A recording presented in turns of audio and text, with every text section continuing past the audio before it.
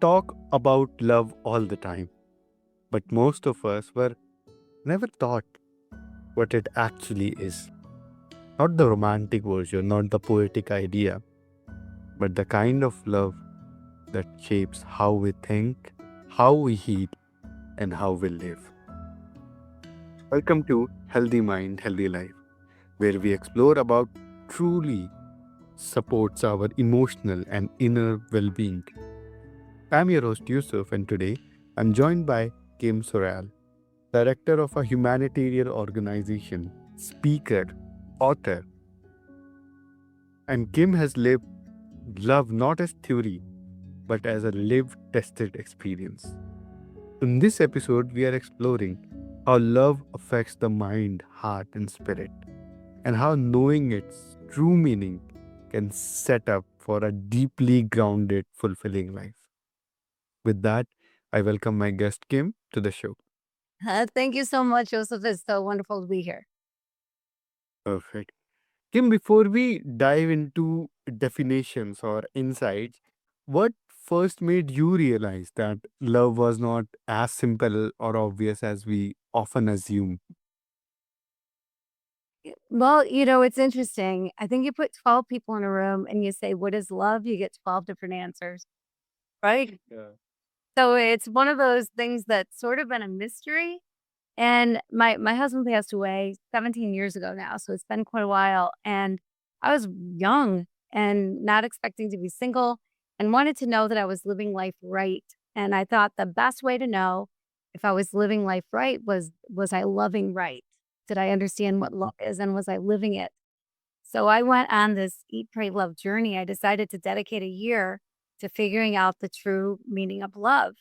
And, to be honest with you, Joseph, I have a hard time when I go out for dinner committing to an entree. So to commit a year to something was quite a stretch for me, but I decided I was gonna do it. I was in the country of Haiti most of the time while I was working on it. And the things that I found out about love just blew my mind and rocked my world, changed my life in so many ways, in every way possible. Wow. That moment of questioning is very powerful when love stops being an assumption and becomes something we are invited to examine more honestly. Yeah, absolutely. Absolutely. There's so many things that we're taught about love, told about love, or there's things that are demonstrated to us that are said in the name of love or done in the name of love that have absolutely nothing to do with love.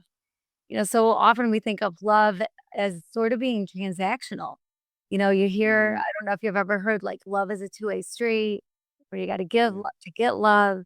That's like I yeah, have money and you give me a pair of jeans. That's a transaction. mm, You don't give love to get love. The minute you do that, you think that love should come back to you a certain way, you're just setting yourself up for disappointment because you don't control anybody but yourself. So all you can control is the love that you give. And love in its very essence is giving, period, without expecting anything in return. It's who you are. It's walking, talking, living, breathing. It's who you are. How you show up in it, how you live it is up to you. But love is 100% on you. And it's something that goes out of you and with zero expectation of anything coming back in return. wow. But Kim, many people grow up believing love is mostly a feeling, something that comes and goes. I'm curious, what do you think is the biggest misconception we carry about love? I think that's a big one, that love is a Mm, feeling, that it's an emotion. I don't know about you, but if I watch a scary movie, when I go to bed that night, I hear every creak, every bump, every bang, and I'm like hiding under the covers because I'm afraid. That's fear, and that is an emotion. But the next night I feel better. So fear comes and goes, emotions come and go. Love is not an emotion. Love does not come and go. So often we think we're going to withdraw our love. Well, you might withdraw your like. You don't have to like everybody. And you might not like something someone is doing in the moment, but that doesn't mean that you stop loving. And there's such a distinction between like and love. Love is something you should always give to everyone, period. It is the freest, most wonderful way to live is just love everybody. Doesn't mean you have to be everybody's best friend. Doesn't mean you have to like what everybody does, but it just means just to give your love freely. Just live in that love, in that highest frequency you can live in. No. Similarly, many people believe that love fades, love vanishes, and I want your comment on that as well. I think it's kind of up to you. We all get to choose our own life. We get to choose our own path. We get to choose our own happiness. When we start relying on other people to make us happy, that's when you're going to be unhappy. When we start relying on things or places or plans to make us happy, that's when you're setting yourself for stuff up for unhappiness, the opposite of what you want. Your happiness is up to you. How happy you pick today to be, that's entirely on you. And so Mm. love doesn't have to fade. Love doesn't have to have like degrees of love. Certainly you have a different kind of love maybe for different people. Your partner, you might love in a different way than you do your children or your best friend, but it's all love. And the fading never has to happen. I think people think that they get into a routine, especially married couples, right? They get busy, they get married, they can't wait to walk down the aisle and say I do, right? And they're so excited. But then life happens and the Yeah. kids start coming or work gets in the way and life just gets busy and you can feel a disconnect. But if you always have the love there, if you don't mistake the disconnect from losing love, because those are two different things. You might feel a little disconnected emotionally because you haven't spent time, you've been apart from each other, you've been busy with everything. So you can feel a disconnect emotionally, but the Mm. love should always be there. I always think it's funny when people get married and they are so excited, right? I mean, my word, he dropped down on one knee and asked if she would marry him. It's so exciting.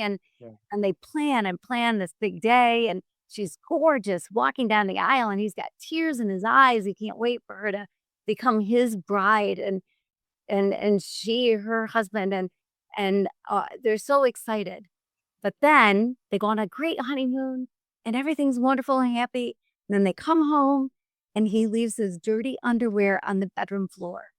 And she thinks, "Who is this Neanderthal that I married?" Well, he is not the things that he does. He's not dirty underwear guy. He's still that guy that said, "I do." He's still that guy that stole your heart. He's still that guy that you love so deeply. He just did something you don't like, but that doesn't change him. That doesn't make him a different person. It's just you didn't like that one action. Those things are so solvable and so insignificant in the whole scheme of a marriage, of a relationship, of a friendship, of any sort of connection.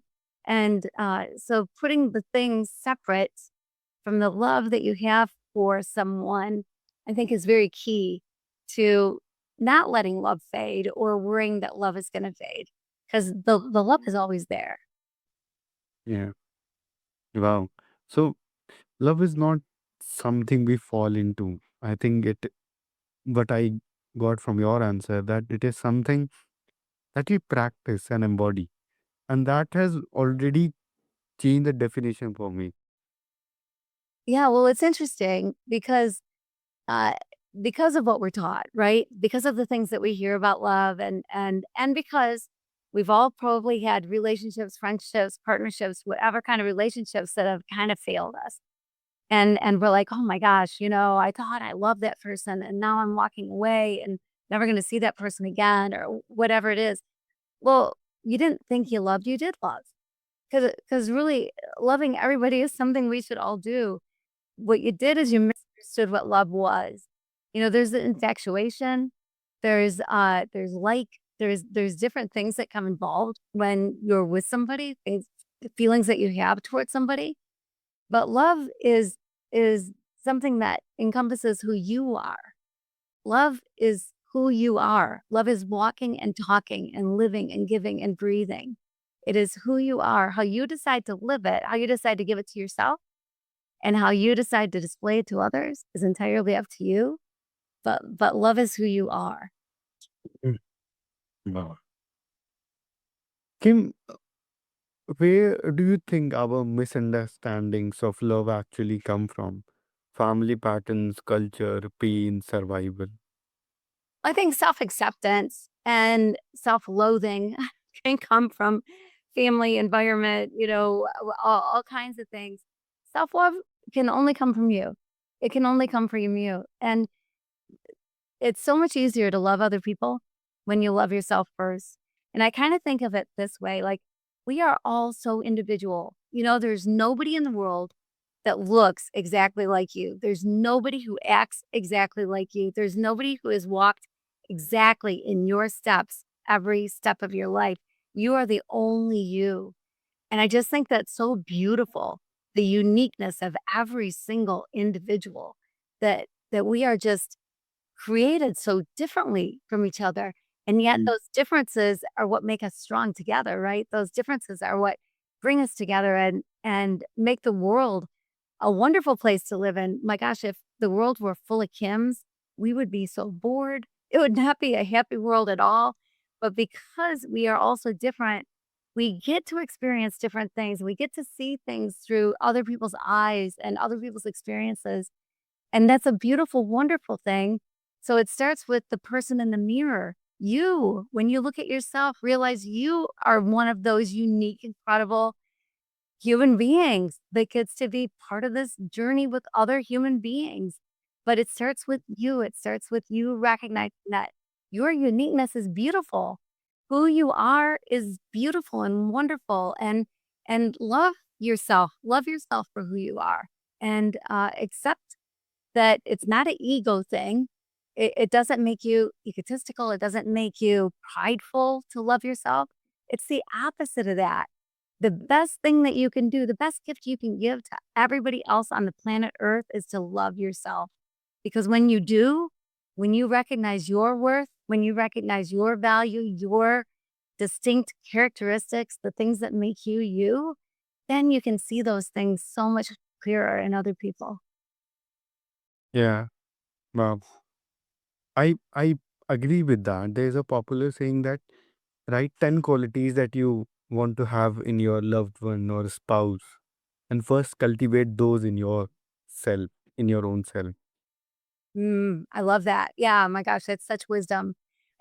Honestly, I've never heard that before, but I'm gonna start repeating it because that is so true. It's so good, and you attract people that are like you. You Yeah, attract exactly. people that are like you, right?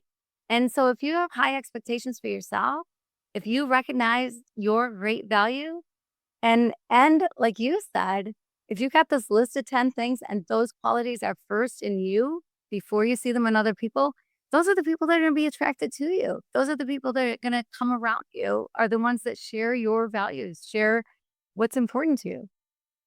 It's so good, Yeah. so smart. I love that. Kim, I'm curious how this plays out day to day. When someone does not understand love deeply, how does that, tend to show up in their thoughts, relationships, or even self talk? Well, when people think of love as a two-way street or you gotta give love to get love, love when people think of love as anything but something you are and something you give, right? Something you live and something you give. But they think of it as the way we're sometimes taught it. You just set yourself up for heartache because when you think you're giving something to get something, there's an expectation automatically. Like going back to the jeans, I give you money, you give me a pair of jeans. I expect those jeans to be quality. I expect them to fit me right. I expect them to last through many washes. I have expectations on those jeans. Well, the same thing with love. If you're giving love with this expectation of getting love in return, then you have this expectation of how that love is going to look. And I can pretty much guarantee you the love will never look the way you expect it will. Love is sort of magical in that when you do love, love does come back your way, but very, very often not in the way you think it's going to. So if you open yourself up to just let love flow, let love come to you however it comes to you with no expectations, then you don't have the heartache. You don't set yourself up for loneliness and misery, and you don't set yourself up for the bad stuff. You just can be happy to feel that love, to receive that love, however it is that it comes to you. Wow. So, love or the absence of clarity around it does not just affect relationships, it affects how we treat ourselves when things go wrong. Yeah, absolutely. It absolutely. I mean, that if you think about it, that there's all these movies out there. I don't know if you've seen movies like The Notebook, or there's these, Yeah. romantic movies, and then we can get a little messed up. Women, I can speak for myself and women that I've known, that we can get a little mixed up in our head, thinking, "Oh, that's the way he should treat me, and that's the way he should come to me." Well, somebody wrote that script. That's not a real Mm. person. Real life is different than what you see on the screen, and there are gonna be those moments that he does something special for you, she does something special for you, that you go, "Oh, wow, this is so cool." But where we get mixed up in it is when we expect those special moments to happen. I remember years ago when my husband was alive, he was not a guy to surprise me with anything. Like, he'd surprise me with a gift, on my birthday or Valentine's Day, what our anniversary, but not a surprise out of the blue, not like a weekend away or whatever. Well, one night he wanted to go for a drive. I've been an entrepreneur my whole life and started my first business when I was 18. And he wanted to go for a Mm. drive because he knew about this business that was going to be for sale. He wanted to go see, and we drove by one of my places of business, and he said, "Let's just stop in. I just wanna stop in because I think I might have forgot to turn off the light." So we go in, and he goes in, and I wait in the car. I didn't even really wanna be there. I wanted to be home. I was tired at night, whatever. But I was there, and then he calls me in, "Come in." I'm like, "Oh my gosh, can't you turn off the light by yourself? Like, what is this?" And I walk in, and this room is decorated with candles and flowers, and my favorite music, my favorite CD of all times was playing in the background, and there was a table in the middle of the room set for 2, and there was a chef in the kitchen making our dinner, and I cried the entire night. I wanna cry just thinking about it because it was so special that he planned this thing for me, and he only did Mm. this, like, twice ever, like, only planned special things for me. It was so rare for him to do it, but I didn't care because I loved planning things, and it was okay that he did not because I loved planning, but when he did, oh my gosh, it just took me to a whole new place with him, and it was one of the greatest nights of my life, and, just that special connection that I have in that night because of the effort that he put in, that wonderful thing that he did for me. It was just so cool. That was like out of a movie. But those movie moments are not every day, and they're not every moment, but every moment can be full of love, and every moment can be happy. So Yeah. you get to pick it. Wow. Kim, for listeners who want to learn more about your work or connect with you, where is the best place to find you? Really, the best place is my show. I have a show. It's called The Kim Sorrelle Show. Love is my last name, by the way, is kind of a pain in the neck because it has way too many letters. It's Sorrelle, but there's 2 R's, 2 E's, 2 L's, Sorrelle. And so Kim Sorrelle, The Kim Sorrelle Show, Love is. And it's on all the platforms. YouTube is a great way to go because then you get all the episodes. And every week, every episode, I interview somebody else, or I just have a guest on. We just have a conversation, and love is always part of the conversation, but it's about people's stories and what brought them to where they are today. What were their roots like? What was their upbringing like that they had an effect on how they think and feel today and who they are today, and what have they had to overcome? And so it's love it always comes in because love is part of everything. And so there's always great tidbits and things about love and how love is intertwined in people's stories. But that really is the best way. It's a fun listen, and I have great guests that I love, and so that's really the best way. The Kim Sorrelle Show, love is. Perfect. And to everyone listening, all these links are in the show notes, so just go and check that out. Kim, is there any last message that you want to leave us with? Well, we live in this world of AI that to some people brings great excitement and to other people brings great fear. And I think to most people, a mixture of both. And fear and love don't go hand in hand. That love has nothing to do with fear. Fear has nothing to do with love. And so the greatest thing is each other. The greatest thing is connection and people. Love only goes so far when it's only you, but it goes so much farther when you can give it away, when you can share it with other people. And the Beatles years ago wrote a song, "Love is all you need," right? All you need is love. There's a lot of truth to those little words. It is the thing that will change the world, and it is the thing that will change your life. Love truly is all you need. Wow. Thank you so much, Kim, for joining us on Healthy Mind, Healthy Life today. My pleasure. It's been my pleasure. And this is such a great show, by the way. People who are listening, you need to have this on your podcast list. You need to make sure you listen to it all the time. Yusuf, you are great to talk to, and your show is fabulous. So thank you so much for this honor. And to everyone listening, take a moment after this episode to reflect not on how loved you feel, but on how you choose to love. If this conversation resonated, share it with someone who might need it. And we'll meet again for another meaningful conversation.